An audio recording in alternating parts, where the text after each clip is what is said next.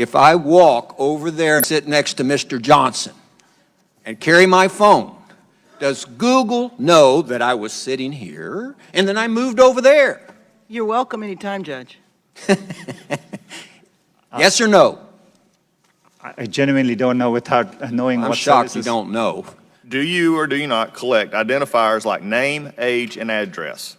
Yes or no? If you're creating an account, yes, and using an account, yes. Yes. Device identifiers like IP address or IMEI? Depending on the situation, we could be collecting it, yes.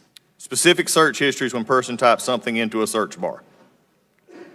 If you have search history turned on, yes. Contents of emails and Google Documents? We store the data, but we don't read or look at your Gmail. But you have access to them? As a company, we have access to them, yes. So you could? Saying you don't or don't, I'm not asking do you or don't. I'm saying you could, though there is a possibility. We have clear established policies on how we would do that data. GPS signals, Wi-Fi signals, Bluetooth beacons? Would depend on the specifics, but there may be situations, yes. GPS, yes. Yes, if you have And location. voice and conversations when using Google Voice products? We give an option to turn on or off, and But if a person didn't know it, voice and conversations when using Google Voice products? Yes. we only record when they initiated with OK Google and then say the terms after. Do you believe that Google has been brought out here in some question is biased?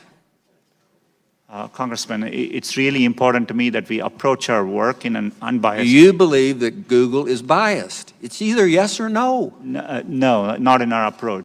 Why, number one, does Google need all this information?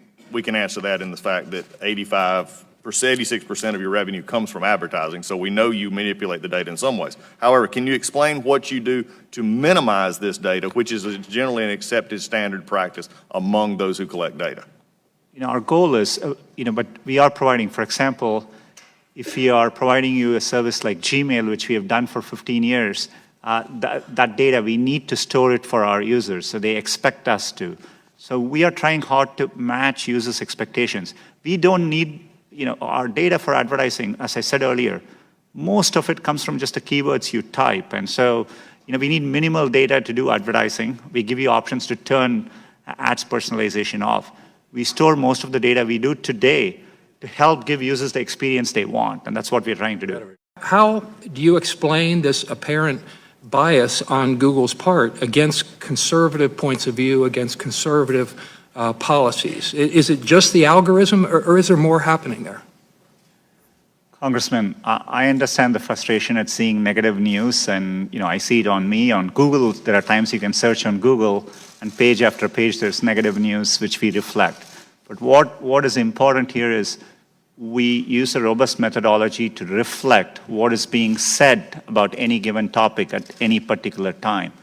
And we try to do it objectively using a set of rubrics. It is in our interest to make sure we reflect what's happening out there in the best objective manner possible.